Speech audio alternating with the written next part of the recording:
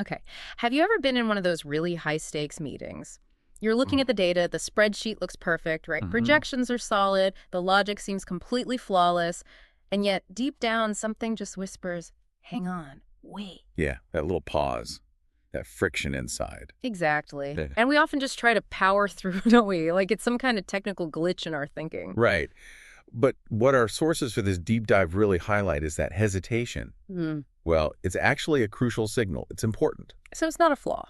No, not at all. It's more like a quiet reminder that just being smart, just having the intelligence, doesn't automatically make a leader wise.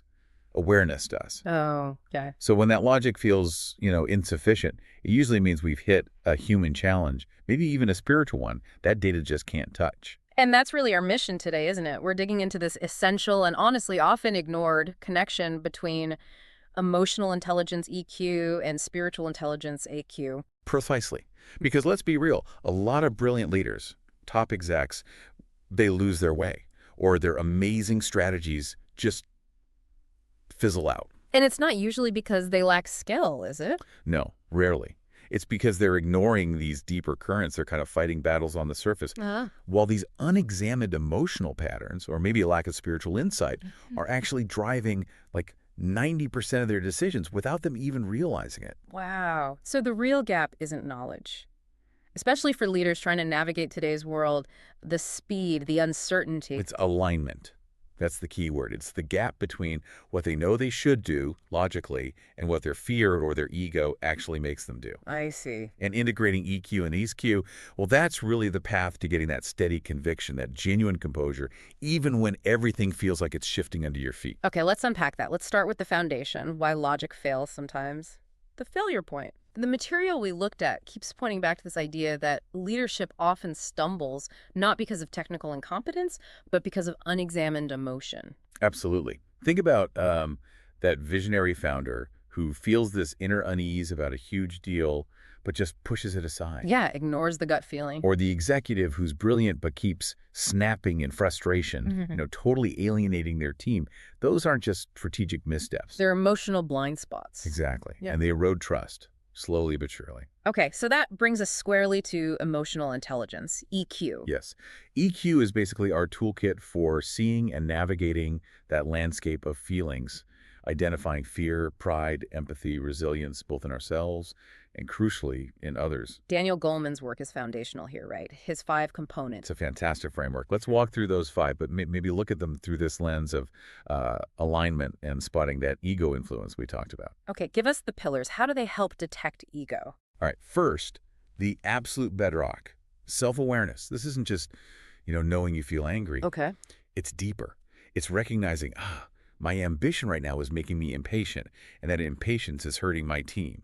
It's spotting the ego's influence before it hijacks your behavior. Got it. Seeing the root. Second is self-regulation.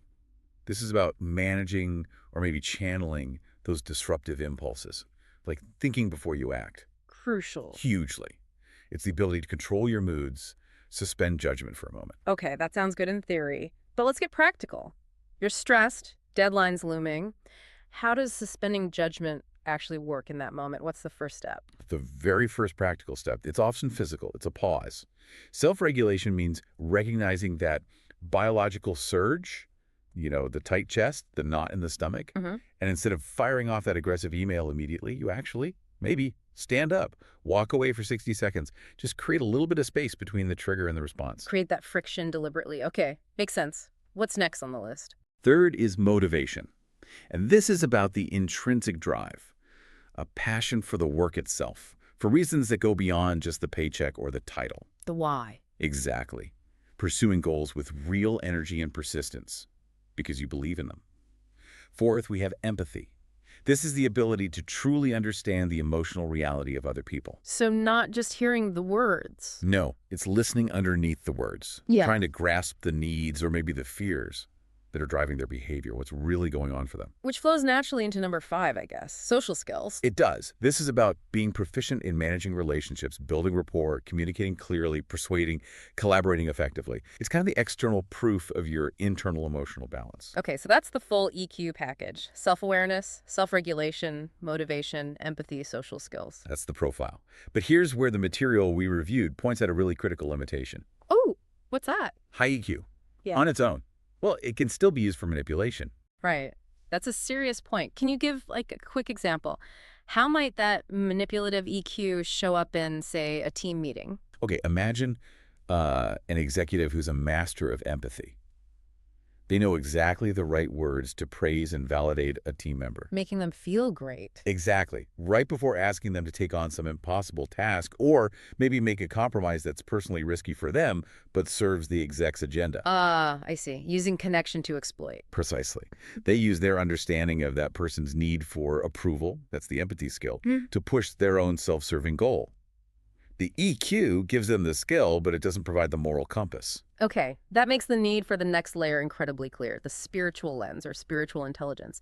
SQ, how does SQ take us beyond that potential for manipulation? Well, SQ essentially deepens that emotional awareness. It does this by aligning our feelings, our motivations, and our actions with a sense of purpose, with humility, and with what you might call higher discernment. So it's moving beyond just what works for me. Exactly. It's shifting from what benefits me to what is right, what is good, what serves the greater purpose. ACE-Q provides that ethical grounding, that moral direction, which transforms EQ from just a skill into truly wise-centered leadership. And the sources we looked at connect this to a really powerful ancient concept, the biblical idea of the heart. Yes, the anthropology of the heart. And when the scriptures talk about the heart, lev or labab in the Hebrew, they don't just mean emotions. Right. It's bigger than feelings. It's like the core operating system. That's a great way to put it. The ancient view is that the heart is the integrated core of the person. It's the seat of emotion, yes, but also of will, intellect, and your spiritual inclination. It's all woven together. So if that core, that lev, is compromised, Then everything that flows from you is affected, painted in a way. That's why that advice in Proverbs chapter 4 is so stark, so urgent. Above all else, guard your heart, for everything you do flows from it.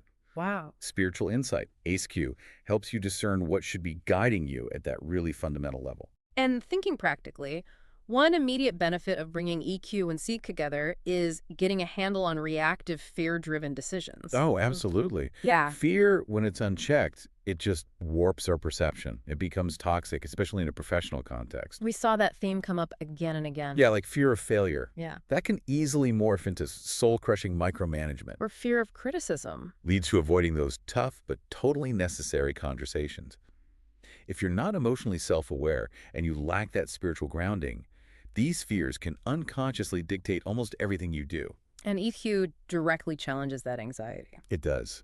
The spiritual writings constantly draw this contrast. Fear versus faith. Fear paralyzes, but faith isn't passive. It actually demands a specific kind of spiritual discipline. The sources mention Philippians 4.6. Right. Do not be anxious about anything, but in every situation, by prayer and petition, with thanksgiving, present your requests to God. It acknowledges the anxiety is real, but it's a conscious choice, a discipline, to act from a place of trust and reliance, rather than from that anxious place. And for the believer, there's another layer to the role of the Holy Spirit. The sources describe the Spirit as the ultimate integrator. Yes, that's a key concept in the theological perspective. The idea is that the Spirit works to transform character from the inside out, providing discernment, shaping our emotional responses, and producing what the Bible calls the fruit of the Spirit: love, joy, peace, patience, kindness, and so on. So when those qualities are showing up consistently. It signifies a deep integration. It means your internal emotional state is actually aligning with a higher standard of character, fostered by that spiritual connection. Okay, if the Spirit is the integrator, let's look at what this integrated leadership looks like under pressure, in action. Good idea. Our sources point to Nehemiah, the ancient governor who rebuilt Jerusalem's walls, as just a masterclass in this. A blend of high empathy and sharp strategy. He really is a phenomenal case study, a blueprint even. Let's walk through his sequence. What happened when he first got that devastating news about Jerusalem? The walls broken down, the gates burned. Okay, his very first move is pure emotional awareness, EQ. He doesn't suppress the grief, the shock. The text says he sat down and wept. For some days I mourned and fasted. He fully processed the emotional reality of the crisis, Yeah. authentically. But that raw emotion didn't make him lash out or rush into some ill-conceived plan. Not at all. Immediately after processing the emotion, he shifted into spiritual discernment, EQ. He turned to deep, heartfelt prayer, lengthy prayer, seeking God's guidance, aligning his own will and heartbreak with a sense of divine purpose. He connected the feeling to purpose. Feeling and praying, EQ and SQ working together. Exactly. Then came strategic patience and timing. This is such a powerful blend of EQ and SQ. He didn't just run to the king immediately with his request, all emotional and demanding. No, he waited, right. He waited. The text specifically notes it was months later, in the month of Nisan, when he saw the opportune moment. He used self-awareness, EQ, to read the king's mood and the situation, and he relied on spiritual wisdom to guide the timing. He waited for the right yes. Okay, so he gets the go-ahead, starts the project, but then faces intense opposition, critics, threats. Right. And again, notice his response. He doesn't just react in anger, nor does he retreat in fear. This is where you really see the integration shine. He employs both prayer, SQ, asking for divine intervention. And simultaneously immediate, practical, strategic action. Yes. He organizes the people, he assigns specific tasks, he even arms the workers for defense. He's building with one hand and ready to defend with the other. It's faith and wisdom in action. Build and battle. And there's one more piece, the internal crisis. Ah, yes. His display of moral courage and empathy when he discovers exploitation within his own community. Jewish officials were charging predatory interest rates to their struggling neighbors. He didn't just brush that off as a distraction from the main project. Absolutely not. He confronted it head-on. Yeah. He showed immense empathy for the victims, but also moral courage in calling out the powerful officials. He instituted immediate reforms. This wasn't just good project management. It was emotionally intelligent leadership, fueled by a deep spiritual commitment to justice and love of neighbor. That's a powerful sequence. So let's bring this Nehemiah blueprint into today. How does it apply to a modern crisis? Say you've got that situation where two key departments are clashing hard over a project, egos are huge, deadlines are screaming, morale is tanking, and people are clearly driven by fear and pride. Okay, well, the reactive leader, the one operating purely on logic or maybe ego, might just demand compliance or maybe split the difference in a way that satisfies no one. Just tries to squash the conflict. Right, but the integrated leader, they pause. First, they engage their own self-awareness. They notice their own impatience spiking, maybe their frustration rising. Okay, check yourself first. Yes. Then, maybe they call a short break. And they approach the individuals involved. Not to debate the project points initially, but to listen. To use empathy, to hear the fear or the pride or the hurt underneath the angry words. So they go beyond the surface issue. Exactly. For instance, they might approach that highly analytical leader, not to argue about her data, but maybe to acknowledge the intense professional pressure she's under. Using empathy, informed by humility, that XQ piece. They act from alignment then, not just impulse. Precisely. By integrating the EQ, understanding the emotions with the SQ, the discernment about underlying motives, maybe pride or fear, they realize the facts they're arguing about, like data versus creative vision, are often just symptoms. Symptoms of a deeper breakdown, maybe in trust. Often, yeah, a breakdown in trust or respect. So they address that underlying emotional dynamic first. They become that stabilizing, calming force the team needs. Maybe even subtly using principles like humility or seeking mutual understanding, even in a totally secular environment. So it transforms the conflict. That's the goal. To move beyond just resolving the conflict on the surface, to actually using it as an opportunity for growth, rooted in stronger character and better alignment. Okay, that blueprint is clear. Now, let's get really practical. What are some actionable tools people listening can start using, like today or tomorrow, to build this integration muscle? The material we looked at suggested two really concrete practices. The first one is simple but powerful. The daily reflection journal. Okay. Just dedicate 5, maybe 10 focused minutes at the end of the day and structure the reflection to deliberately fuse emotion and spirit. Ask yourself questions like, what core emotions seem to guide my key decisions today? Was it fear, pride, compassion, or was it faith-driven? Connecting feeling to motive. Exactly. And ask, what inner check, that sort of nudge in my spirit, did I feel when I made that choice? Did I ignore it or heed it? And maybe, How did what I was praying about or reflecting on spiritually yesterday actually connect with my actions today? Right. Or did it? So over time, that helps you spot patterns, right? The emotions that consistently lead you toward clarity versus the ones that tend to cloud your judgment. Precisely. It builds that self-awareness muscle, linking EQ and ISQ daily. Okay, what's the second tool? You mentioned it's more for high stakes moments. Yes, this is the emotional spiritual decision alignment chart. Think of it as a structured pause button for big decisions. A chart. How does that work? It forces you to systematically analyze a potential decision through both lenses before you commit. You'd rate the decision, maybe on a simple 1 to 5 scale, across a few key dimensions. Like what kind of dimensions? Well, first, core emotions. Ask, does thinking about this decision bring a sense of inner peace, even if it's hard? Or does it bring deep turmoil, anxiety, that feeling of being off? Does it align with those fruits of the spirit we mentioned? Love, peace, patience. Okay, checking the internal resonance. What else? Crucially, underlying motivations. You have to be honest here. Ask, am I leaning this way out of genuine care for my team, my stakeholders, the mission? Or is this mostly about self-interest, ego protection, looking good? Does this action demonstrate love for neighbor in a practical sense? That requires some real honesty. It does. Yeah. And finally, ethical alignment. Does this decision line up with a clear moral framework, with God's character as you understand it, even if it's inconvenient or comes at a cost? And if the scores are low in an area, if you feel turmoil or realize the motivation is mostly self-serving. Then you stop. That's the signal. You pause the decision. You pray or reflect further for clarity. Maybe you seek out wise counsel from someone you trust who embodies this integration.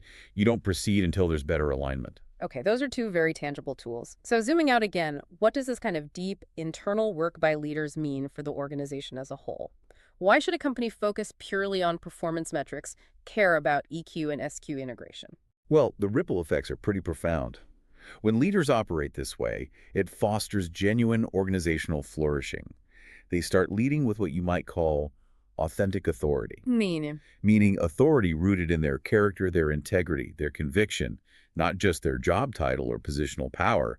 People trust that kind of leader on a much deeper level. And it probably builds resilience against ethical failures, too. Absolutely. It cultivates ethical stamina.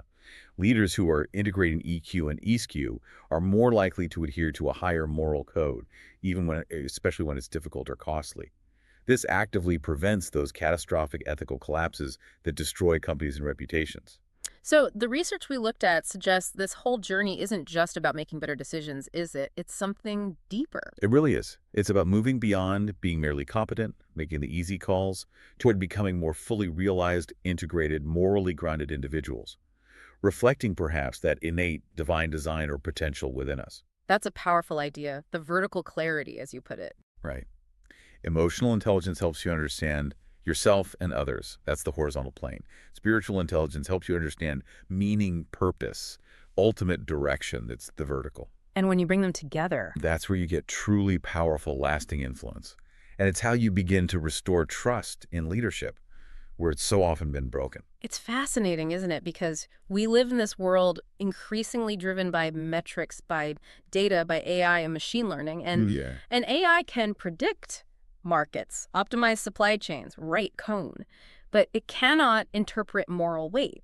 It can't provide a why, a purpose. Exactly. It highlights that the era of purely rational, sort of technically proficient, but spiritually ungrounded leadership, well, it feels like it's reaching its limits. It's proving insufficient. So perhaps we can leave our listeners with a final thought, something provocative to chew on. Based on everything we've explored today, what would fundamentally change in your day-to-day approach to leadership if your primary key performance indicator, your main KPI, wasn't just performance numbers or perception or shareholder value, but became faithfulness? Faithfulness to purpose, to people, to principle. How would that shift things?